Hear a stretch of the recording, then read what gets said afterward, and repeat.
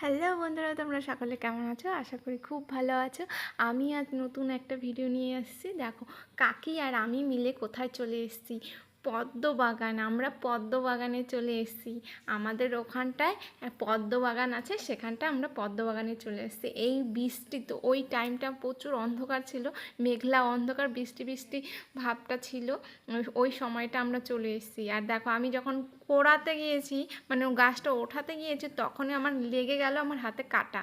আর পদ্ম গাছে, তোমরা হয়তো অনেকে জানো না, পুরো গায়ে কাটা। পদ্ম গাছে প্রচুর কাটা হয়, এত কাটা হয় হাত দেওয়া যায় না, দেখে দেখে ওঠাতে হয়। আর আমার কাকি সব আমাকে উঠিয়ে দিয়েছে, আমি নামিনি। আমার খুব ভয় লাগে এই জলে, কাদার মধ্যে নামতে। তো আমার কাকি আমাকে সব তুলে তুলে দিয়েছে। আর কারো যদি পদ্ম লাগে অবশ্যই কমেন্ট করে জানাবে, এখানটায় পদ্ম বিক্রিও করে।